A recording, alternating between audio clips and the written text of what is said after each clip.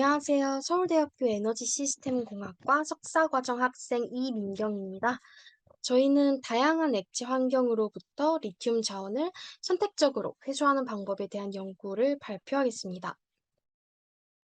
발표는 다음과 같은 순서로 진행하겠습니다. 먼저 리튬이 왜 중요한 자원인지에 대해 설명하고 위 연구의 주인공인 엘레모 흡착제에 대해 소개합니다. 그리고 유기물이 포함된 환경에서의 리튬 회수 실험 결과를 말씀드리고 본 연구가 기존의 리튬 생산 방식에 비해 어떤 특징을 갖는지 LCA를 통해 분석한 결과를 발표하겠습니다. 그래서 왜 리튬이 중요한 자원일까요? 요즘 도로에서 전기 자동차나 전기 스쿠터, 전기 자전거들 많이 보이시죠? 이제 현대인의 필수품이 된 스마트폰까지 리튬 배터리가 있어야 하는 산업이 급속도로 성장하였습니다. 그러나 리튬을 원하는 물 들어오는 소리에 반해 힘차게 노를 저을 수 없는 상황인 건데요. 리튬을 생산하는 공급 과정이 번거롭기 때문입니다.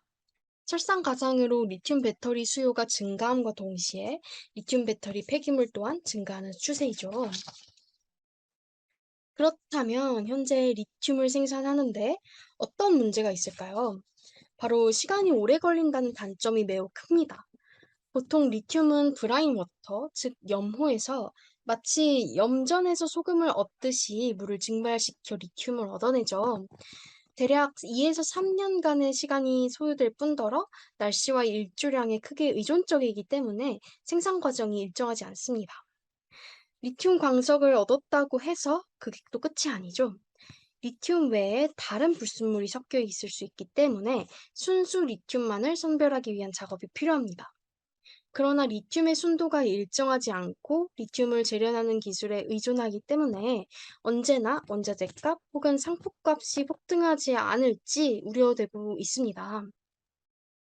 이러한 배경을 바탕으로 리튬만 쏙쏙 골라낼 수 있는 연구가 진행되었습니다. 엘레모 흡착제가 바로 그 주인공인데요. 배터리 시스템 원리를 이용하여 전기화학적 방법으로 리튬만 선택적으로 추출하는 연구입니다.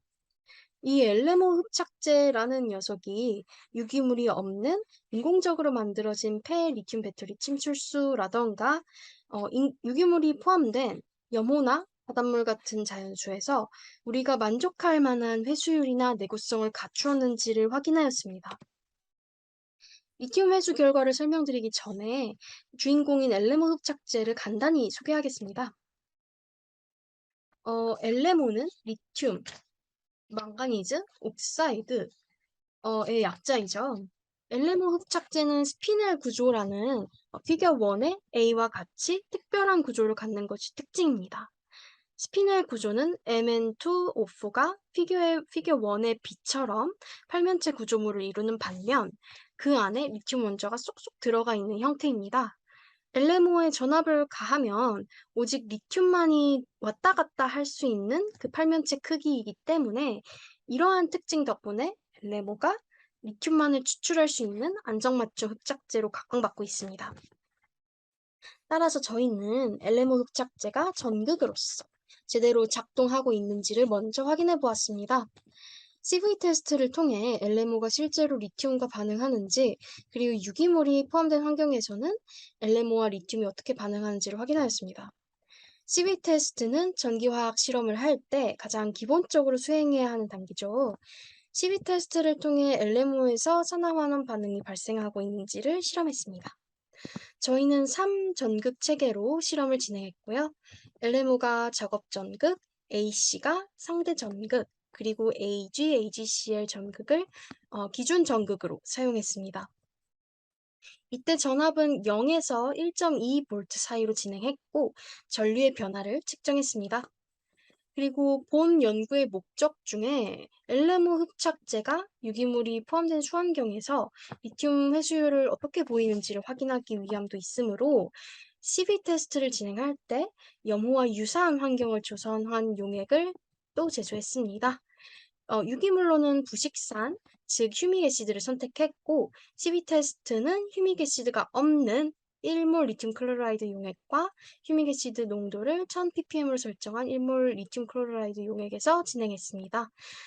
1000ppm이라는 숫자가 자연에서 보편적인 값은 아니지만 유기물의 영향을 살피기 위해 이를 극대화하였습니다. 시위 테스트의 결과는 피겨 2와 같습니다. 휴믹 애시드가 없을 때 농도가 1000ppm일 때 둘 다 피크가 두 쌍이므로 산화환원 반응이 각각 두 단계에 걸쳐 일어났음을 알 수 있습니다. 즉, 엘레모 흡착제는 위 용액들과 리튬이 반응한다는 것을 휴믹 애시드가 아예 없는 용액의 실험을 통해 확인할 수 있었고 1000ppm일 때, 그러니까 파란색 그래프가 휴믹 애시드가 없을 때보다 그 오렌지색의 그래프보다 더 높은 전류를 기록한 것을 보아 이는 휴믹 애시드가 유기물로서 리튬 흡탈착에 영향을 주었다고 해석했습니다. 이로써 엘레모 흡착제의 가치 평가를 마치고 본격적으로 엘레모 흡착제로 리튬을 추출한 결과를 설명드리겠습니다. 실험은 다음 모식도와 같이 진행했습니다. 엘레모는 리튬 망가니즈 옥사이드의 약자, 즉 리튬이 포함되어 있죠? 그래서 먼저 흡착제에서 리튬을 탈착시켜줍니다. 흡착제에서 리튬을 모두 빼내고 리튬이 탈착된 엘레모 흡착제를 용액에 담가서 전압을 마이너스 1V로 가하면 리튬이 스피넬 구조 안으로 쏙쏙쏙 흡착됩니다.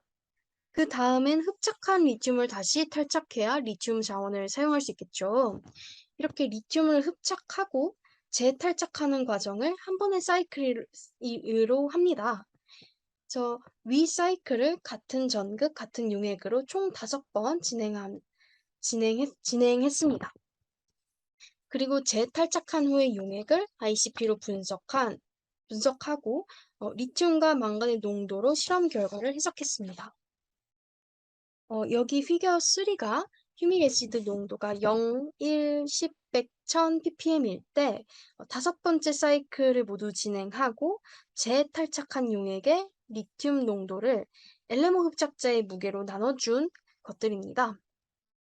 이때 엘레모 흡착제는 휴믹 애시드 농도별로 서로 다른 것을 사용했고 무게는 0.04g에서 0.048g 그 범위 안으로 통일했습니다. 따라서 위 그래프는 엘레모 흡착제 무게당 리튬 회수 용량인 것이죠. 그래프에 따르면 서로 다른 용액마다 첫 번째 사이클의 리튬 회수량이 가장 크고 5번째 사이클로 갈수록 회수량이 감소합니다. 또한 휴믹 애시드 농도가 커질수록 첫 번째에서 5번째로 갈수록 회수량 차이가 증가합니다. 따라서 유기물 함량이 높아질수록 전극을 반복 사용함에 따라 리튬 회수량이 떨어짐을 알 수 있습니다. 다음으로 망간의 침출량 또한 측정했습니다. 망간은 앞서 설명했다시피 엘레모 흡착제 스피넬 구조의 뼈대를 이룹니다. 따라서 리튬이 탈착될 때 망간 또한 탈착된 것이죠. 여기 피겨 4는 5번째 사이클을 진행한 후 누적된 망간 침출률을 휴믹 애시드 농도별로 나타낸 그래프입니다. 보시다시피 휴믹 애시드의 농도가 커질수록 망간이 더 많이 침출되었습니다. 망간이 침출된다는 뜻은 스피넬 구조가 훼손되었다는 뜻으로 해석될 수 있습니다. 그러나 엘레모 흡착제 무게를 고려했을 때 침출된 망간의 양은 전체 흡착제 무게의 5에서 10% 정도이므로 따라서 흡착제 구조를 크게 훼손하는 정도는 아니라고 판단했습니다. 그러나 유기물의 농도가 높은 물에서 리튬을 회수할 때는 엘레모 흡착제 수명에 유의해야 되겠죠. 이것으로 엘레모 흡착제의 회수 능력과 내구성에 대한 실험 해석이었습니다. 마지막으로 엘레모 흡착제가 실제로 쓸모있는 리튬 회수 방법이라는 것을 기존의 전통적인 리튬 생산 방식인 염호 증발법과 LCA 평가를 하여 비교해 보았습니다. LCA란 라이프 사이클 어세스먼트의 약자로 환경 전과정 평가를 말합니다. 즉, 피겨 5와 같이 제품을 생산하고 소비자가 폐기하고 그리고 그것이 다시 재활용되기까지의 모든 과정에 대해 잠재적인 환경 및 사회의 영향을 값으로써 나타내어 평가하는 기법을 말합니다. 정의만 들어도 범위도 기준도 너무 넓습니다만은 그것이 LCA의 특징인 것입니다. 모든 요소를 수치화하기 때문에 상품의 환경 친화 정도를 시각화할 수 있어서 같은 상품을 생산하는 서로 다른 제품의 설계 과정을 비교할 수 있습니다. 즉, 위 연구를 예로 들자면 같은 리튬 원석을 생산하는데 염호 증발법과 LMO 흡착법의 LCA를 진행하면 어떤 방법이 더 장래성이 있는지를 비교할 수 있는 것이죠. 본 연구에서는 간단하게 리튬을 채굴하여 리튬을 상품화하기까지 재련 과정에 대해 소요된 시간과 사용된 전기 에너지량에 관해서만 비교하였습니다. 이에 관한 결과는 위 슬라이드에서 보시는 바와 같습니다. 같은 양의 리튬을 상품화한다고 가정한 경우이고, 짙은 색은 전기에너지 사용량, 그리고 옅은 색은 소요된 시간입니다. 이때 물결 표시는 너무 비교값과 비교했을 때 매우 많아서 생략 표시를 표기한 것입니다. 리튬이 생산되고 상품화되기까지를 크게 셋으로 나누자면 채광, 선광, 그리고 재련 단계입니다. 리튬을 채굴할 때 걸리는 시간은 LMO 흡착법이 압도적으로 짧습니다. 염호 증발법은 리튬 광석을 만들기까지 적어도 1년이 걸리는 반면 LMO 흡착법은 하루도 걸리지 않으니까요. 그러나 전기에너지 사용량은 LMO 흡착법이 매우 큽니다. LMO 흡착법을 사용한다면 밤낮 없이 연속으로 리튬을 회수할 수 있기 때문입니다. 날씨에도 일조량에도 전혀 영향을 받지 않을 뿐더러 전기를 흘려주기만 하면 리튬이 채굴되기 때문입니다. 그 다음은 선광 단계입니다. 리튬 광석이 생성되었다면 리튬의 순도를 선별하기 위한 작업이 필요해요. 염호 증발법은 리튬 광석을 선별하는데 공정이 필요하기 때문에 전기 에너지도 소비되고 그리고 대략 2개월의 시간이 필요하지만 LMO 흡착법은 선광 단계가 필요하지 않습니다. 왜냐하면 리튬만 쏙쏙 골라냈기 때문에 리튬의 순도는 거의 100%일 것이기 때문입니다. 마지막으로 재련 단계입니다. 염호 증발법을 통해 생산된 리튬은 불순물을 포함하기 때문에 선광 작업을 거쳤죠. 따라서 리튬만을 추출하는 재련 단계를 거쳐야 합니다. 이때 공정을 거치기 때문에 전기 에너지가 꽤 소모되고 재련 과정은 대략 4개월입니다. 반면에 LMO 흡착법은 전기 에너지도 소요된 시간도 염호 증발법보다 작습니다. LMO 흡착법을 통해 생산된 리튬은 용액 속에서 리튬 이온 상태로 존재합니다.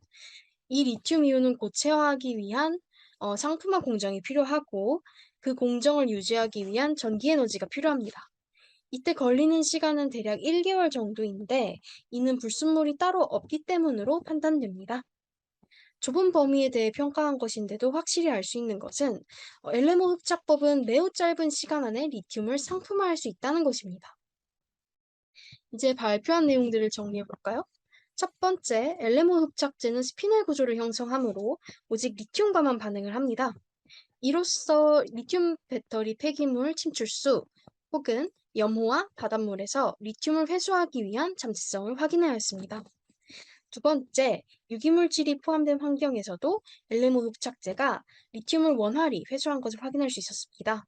그러나 흡착제를 반복 사용하면 회수량이 대략 45%에서 20%로 감소하는 것을 보아 흡착제에 코팅하는 등 흡착제의 내구력을 높이는 추후 연구가 더 필요한 것으로 판단됩니다. 세 번째, LMO 흡착제의 내구성과 수명에 관한 망간 침출률입니다. 같은 흡착제를 반복 사용하면 망간이 침출되는 것이 관찰되었습니다. 그러나 침출된 망간은 전체 흡착제 중에 5에서 10%였으므로 흡착제의 스피넬 구조를 크게 훼손하는 양은 아닌 것으로 확인되었습니다. 이에 대해 LMO 흡착제가 특정 유기물 농도에서 얼마나 버틸 수 있는지 수명에 관한 추후 연구가 필요합니다. 마지막으로 좁은 범위에서였지만 LCA 평가 결과입니다.